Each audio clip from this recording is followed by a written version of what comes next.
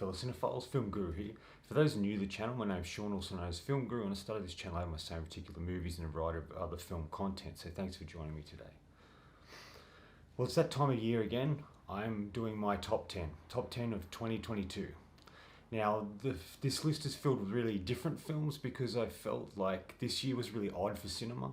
And so I wanted to pick films that really had an impact on me or were very different, and that's exactly what I got with this list. Some might agree, some might not. But anyway, without further ado, here's my top 10 of 2022. Number 10, Jordan Peele's Nope. I really enjoyed this film. I thought it was interesting and different, and much like his previous two films, it was something that was very him. There were aspects to it that I wish were different, but this was ultimately the film he wanted to make, and he accomplished it. And I liked the characters in it. I liked the location. I liked the design of the thing that they're battling against. And I just really liked the use of music, and it was very funny and creative, and I really liked what he was able to accomplish with this film too. And I just thought it was a really interesting and different film for the year. Number 9, Smile. I was really impressed with this. I thought it was one of the best horror films I've seen in a while, and definitely one of the best horror films of the year. I liked that it was really looking at and talking about mental health and illness and stuff that we hang on to. And I liked that it was really was what it was. It set out to be what it was. I loved the creature design at the end. To begin with, I don't usually like big things or big creatures or whatever in films, but I think it kind of worked for what this film was going for. Sosie Bacon was fantastic in it, and I'm really impressed with her. And I really like the use of the camera work here, like especially at the beginning where it's the camera's sort of panning around and showing things rather than jump scares. Yes, there are jump scares throughout the film, but it was just the beginning and use of that was really great. I really loved the ending, and I was really impressed with what they were able to accomplish with this film. Number 8 is Richard Linklater's film Apollo 10½. I really loved this. I'm a huge Richard Linklater fan. I really love his movies. He's probably my favorite filmmaker. I just like the variety of films he does and what he's able to do and how he's able to accomplish it. I think Apollo 10½ is really great because it's sort of live action and then digitized with animation. And it's sort of fun and interesting. It's like that when you're a kid and dream of being a fireman or an astronaut and wanting to go to space and what that would look like and what that would be. And this sort of does that. We get to see suburbia, we get to see this kid and his family and the interaction with that, the whole space race and everything going on with that because it's set in the 60s. And just what this kid goes through, and it's a really coming of age story, which Linklater does really well, and I was really, really impressed with this. This is definitely a great film. Number 7, Everything Everywhere All at Once, filmed by the Daniels, who did Swiss Army Man. This was really wonderful. This was the most original and creative thing I've seen this year, and probably in quite some time. The Daniels crafted a really wonderful film. I'm a huge fan of Michelle Yeoh, and I think she's fantastic here. She really helms this, she really crafts it. She's able to use all the skills that she has with her, action, martial arts background, her dramatic side, her humor. There's just a great rounded character that she's able to express so much. And I think in a way it's a really great introduction to Michelle Yeoh. It's a great example of what she's able to accomplish. And it was really the idea of no matter what happens, be kind.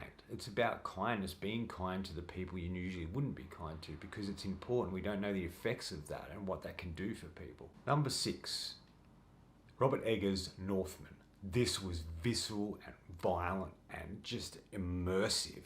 Alexander Skarsgård is a beast in this, and he's a wild animal a lot of times. He's really seeking vengeance for what was done to his father. And just the journey he goes on is extraordinary, and it really hooks into the Viking world. Robert Eggers' films are very authentic to that time and period that he chooses to make the film, and this is no exception. It's wonderfully shot, it's kind of beautiful and epic and violent and gritty, and it has some really great performances besides Skarsgård. Anya Taylor-Joy is fantastic in it. Nicole Kidman, who I'm not usually a huge fan of, does a really great job in it as well. And seeing Bjork back playing a sort of witch character is just fantastic. I love Bjork. I think she's great and creative, and it's great to see her back into cinema, and gives her a really great role, even though it is very limited. And I was really impressed with this film. It was really, really wonderful. Number 5, Stutz. This was Jonah Hill's second film. I really loved mid-90s. I thought it was wonderful, and it really captured that time and era, and I loved that. And this is a really great direction for him to go in, and really creative. Like, it's really a documentary about his therapist, but it's also him being raw himself and putting himself in those positions. The documentary starts off with him just asking questions to Stutz. But then he becomes a participant himself. He strips himself bare, not only to his therapist, but also to the audience, and we see what really transpired. And it just sort of tears it down and makes it simple and wonderful. And it's really about, not so much just about Stutz, the therapist, but it's Stutz, the person, and the relationship that he has with Jonah Hill is fantastic. And I really like the connection with it too. Such a wonderful documentary. I highly recommend it, and it sort of makes the audience a participant because it gives them particular skills and exercises to deal with the things that we struggle with or struggle to overcome. And I think it's just wonderful in that regard. Number 4, Top Gun Maverick. Wonderful. Joseph Kosinski's fantastic sequel. It's just such a brilliant film. It evolves the Maverick character, and Tom Cruise comes back and plays him in such a different way because he's much older. We see what happened to Maverick, and we see the journey he's gone on, that he's never really been interested in getting stripes or being like really successful in aviation, but it's all about the experiences and journey he goes on. And we see him as a test pilot at the beginning of the film, which is great. And we see him having to be put into a position where he's regretful for things and the relationships that he's damaged and tries to fix, especially with Goose's son, Rooster. I really love the dynamic between Maverick and Rooster, and they're at odds with each other, but they respect and understand each other in a lot of ways. And it's really, the relationship between these two is really what the film is about. It's the heart and soul of the movie, and I love that. Flying stunts and stuff that happened is so great. The fact that all the actors did training for it and were actually in the planes, and the way they rigged the cameras up and designed cameras to capture this sort of stuff they hadn't done before is just mind-blowing to watch. And I love that Val Kilmer came back, and what they did with him in that scene was really heartbreaking but beautiful as well. Just such a fantastic and wonderful film, a huge blockbuster that we don't see anymore, proving that Tom Cruise is one of the last real movie stars out there. It's just fantastic, and this is just a great film. Number 3, Bones and All. I was not expecting to really like this film because I knew it was involving a bit of the cannibalism side, and I thought it would be too much for me. But it's not really, because it's not really about that. Yes, that's part of it, and yes, there are some graphic scenes, especially towards the end. There's one particular scene that's pretty brutal and full on. But it's really about the journey of this young girl and working out who she is and who she wants to be. And then also meeting Lee, this young guy, played by Timothée Chalamet, who has the same affliction as she does, being a cannibal. And it's really the love story and the journey these two characters go on is what makes this film so wonderful. It's beautiful, it's tragic, it's just really a fantastic movie, and I was really blown away by it. It's not going to be for everyone, but I thought it was so inventive and interesting, and I've never really seen cannibalism done in such a way that it sort of takes a back seat, that it's more of an addiction than it's something that people do. And along the way, all the weird and wonderful and wacky characters that she meets that are similar to her, that are quite aggressive, where Lee's the only one who seems a bit more normal, a bit more like her. And it's really her fight for normalism. It's just such a wonderful film. It's Luca's best film in my opinion. I just thought it was absolutely beautiful. Number 2, Prey. This was the sequel I wanted for Predator. I've been wanting them to go back in time, look at Predator in the past, and sort of, there's so much story there. And this is a great film in that regard. It's simple, It's about a young girl who has to battle this predator and the experiences she has and the journey she goes on too. It's a coming of age story in a lot of ways. And they don't believe in her, but she has to come up against this thing that she doesn't know how to fight, but only works out how to do it. This is just really great. This young character going up against this well-known warrior, and just it's human against beast. It's human against creature and monster, and I love that. It's so simple and wonderful.